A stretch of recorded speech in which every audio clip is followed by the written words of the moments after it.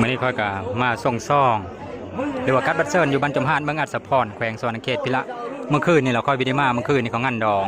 ทางเจ้าสาวเจ้าบ่าวไปงานดองโฮมเดลอยู่พูดอยู่บ้านเวงไส้พุละเจ้าบ่าวเราอยู่บ้านเวงไส้เจ้าสาวล่ะอยู่บ้านจมหานนี่ไปเบิ่งน้ำเดวว่าเพิ่นระผู้เห็นแล้วหรือบ่ตอนนี้11 โมงพอดีพ่อแม่พี่น้องเอ้ยตอนนี้ทางฝ่ายเจ้าบ่าวล่ะมาแต่งผ้าเขาเพื่อลุงตาทางผีล่ะนี่ทางฝ่ายยิ่งล่ะส่วนนี้กับเขาแห่เคยแล้วค่อยฝาวขึ้นไปหาเจ้าสาวก่อนส่งซองให้เจ้าสาวก่อนเดี๋ยวลัดมาทางผีก่อน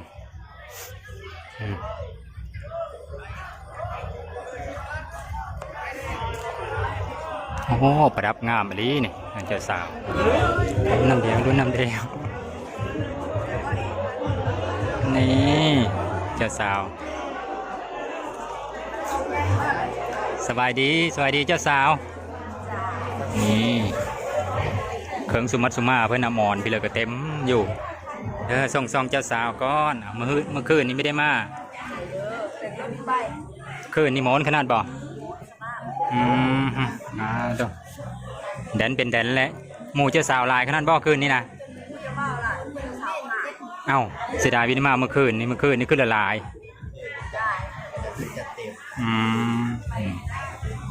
จะหนักจะเต็มตอนนี้รถสองบ้านมาโฮมเดย์เจ้าสาวก็ได้มาลายอยู่บ่เขาลางานบีได้เจ้าสาวกับมาแต่กรุงเทพคุณทำงานพี่เลยอยู่กรุงเทพนะแคทเชียร์โอ้มีธรรมดาแสดงว่าผู้มีความรู้ได้ยังเป็นแคทเชียร์ได้โอเคติดตามเมื่อเดียวให้พี่น้องสไนเขาก็แห่เคยเดี๋ยวผู้เห็นเจ้าสาวก่อนตอนนี้ก็กำลังสิผูกแขนเนาะผูกแขนเจ้าสาวว่ากับโจ๊กของเขาแบบนี้แต่กับจะเป็นข้าวสีดิบนั่นแหละสุขภาพแข็งแรงสุขกายสุขใจก็ชีวิตคู่ไปยังมีความสุขเยอะมันยืนหาเงินหาคำตอนนี้มีมูเจ้าสาวมามัดแหนแล้วเนี่ย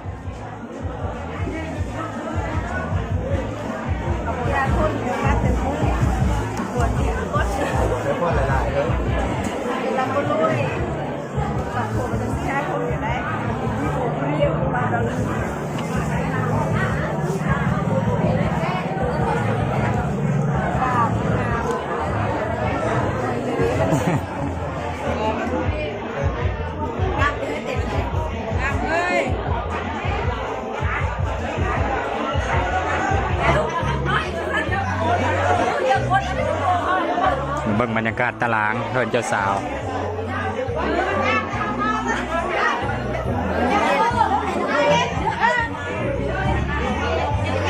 เพื่อนเจ้าสาวล่ะอยู่ทั้งเหนือเจ้าบ่าวล่ะอยู่บ้านเลิกยาก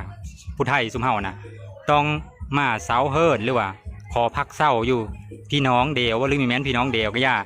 ต้องเสากับเสาเฮิร์นอยู่เตอร์เฮิร์นเจ้าสาวได้นี่อันนี้ก็อยู่นี่ทางบ้านเบ่งประกาศสมุดเฮิร์นเจ้าบ่าวในยุคมองนี้เดี๋ยวส่วนนั้นนี่ก็แห่เคยมาทั้งพี่เชื่อลงนั่นแหละเพิ่มปัดเดียวเพิ่นแบ่งกระดูกโง่เดียวมองขามันนั่นแซ่บลิ้นมองนี่มัน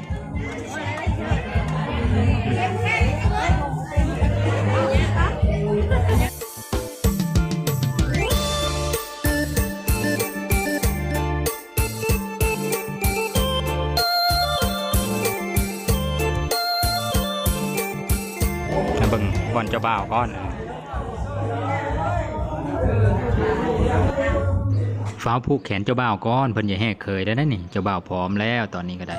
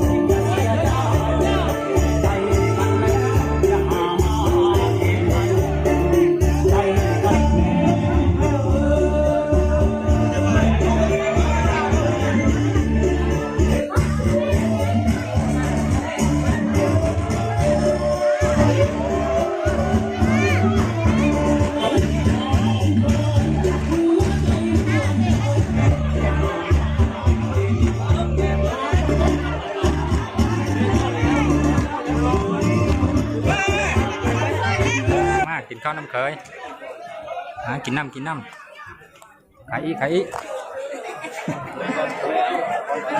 เดิมกินข้าวน้ำเกยเด้อข้าวน้ำเกยไหมพี่น้องข้าวน้ำ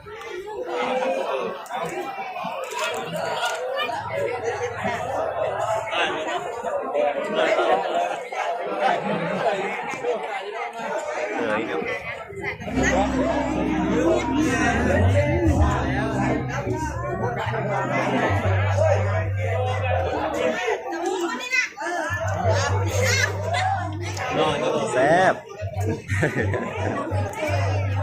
กินข้าวเลย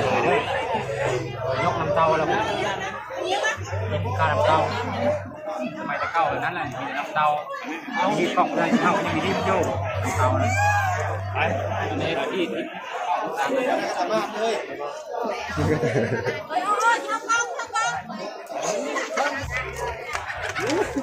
การนี้ละเบรกเก็ตกระบุก โอเค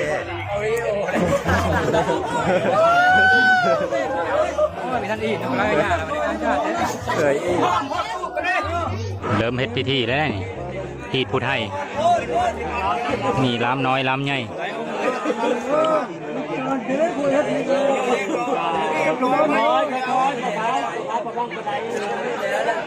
ลำใหญ่ลุงตานี่แม่เจ้าคือลุงตา เจ้าขึ้นก็ตั้งฮะลุงตาก็ตั้งฮะคนละอัน เอาเราช่วยน้ำแบบเราลูกพ่อผู้เห็นหนุนละมือผู้นั้นมือแม่คนอยู่นี่เด้อสโลเต้าเด้อพงกำลังฟังแล้วได้มันเอาคนยังของเราแล้วได้ลูกนี่ตอนที่ตามข้องที่มองข้องไม่ทราบ โอ้เจ้าสาวลงมาแล้วมันต้องงามอันนี้เจ้าสาวของสุมัตสุมาเริ่มลังไหลลงมาแต่เทิงพวกเราผู้เริ่มสุมัตสุมาญาติพี่น้องฝ่ายเจ้าบ่าวอีกแล้วโอ้ลังรุดดีสุดจากเธอ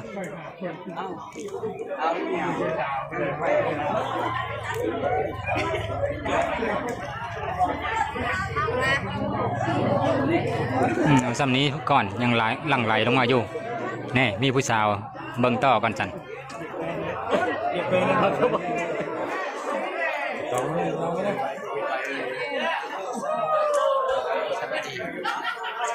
ตาเนี่ยมันยังตุ้ย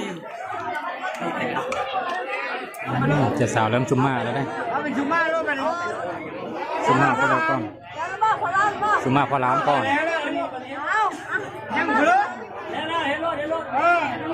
ตอนนี้เพิ่นเริ่มซุมมาแล้วเจ้าสาวเริ่มซุมมา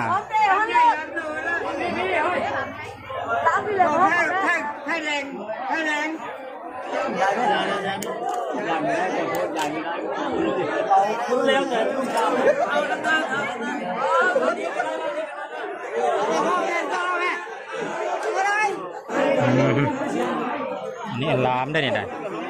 โอ้บังเยอะนึกอันลามทั้งโอ้นี่บอกวันนี้แล้วลงเลยเอามือตอนนี้เจ้าสาวกำลังสุมมาลามสุมมาผู้รักผู้ใหญ่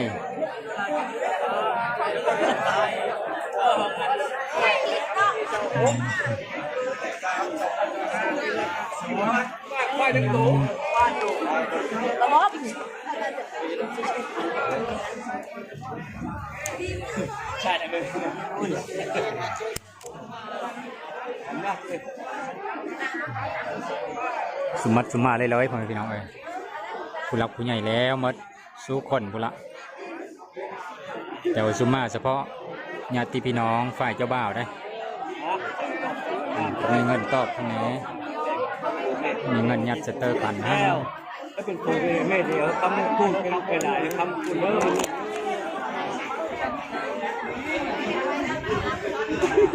ะมาติ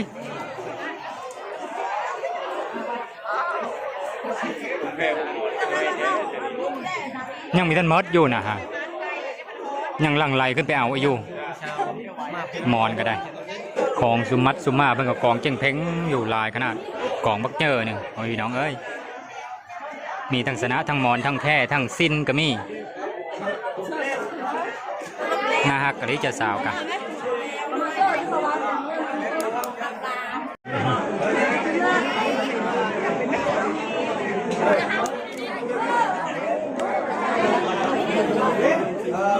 อากาศก็ร้อนพร้อมพี่น้องเอ้ย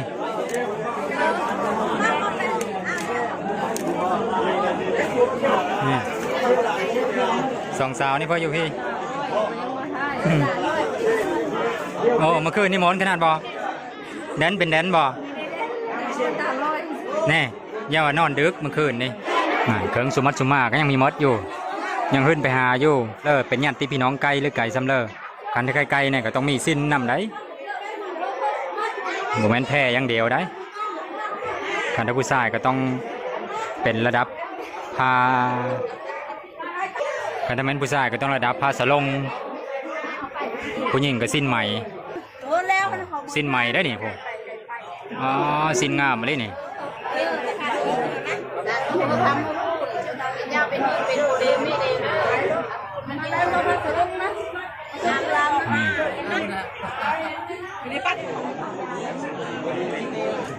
อันนี้เขาเอิญพวกเราว่ายังได้อันถืออันนี้นะ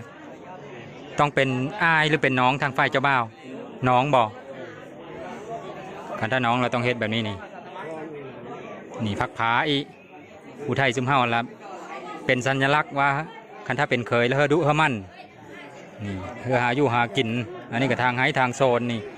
ไปซิเลอร์ก็เฮอมีพักผาติดอันนี้ตลอดอันนี้เป็นฮีตของเพิ่นควานกันหมายถึงสัญลักษณ์ว่าต้องไปบักไห้ทางโซนตลอดเฮอดุมั่นนั่นละว่าแล้วก็ได้นี่หมู่เจ้าบ่าวก็เต็มอยู่แดนเป็นแดนบ่เมื่อคืนนี่เงานอนแล้วพันนั้นเมื่อคืนนี่งานดองดึกได้เมื่อคืนนี่ตอนนี้พิธีเพิ่นกันยังไม่ได้แล้วง่ายพ่อแม่พี่น้องฮีตของผู้ไทยแล้วมันหลายคอยเรามีธุระไปมองอื่นอียังมีหลายอย่างอยู่เพิ่นละมาเฮ็ดมองนี้อีตามที่ค่อยเคยถ่ายให้พ่อแม่พี่น้องเบิ่งนั่นละฮีตของผู้ไทยเฮาก็หลายอย่างเจ้าบ่าวเพิ่นก็นั่งเคยแดดจนฮ้อนมาแล้วนี่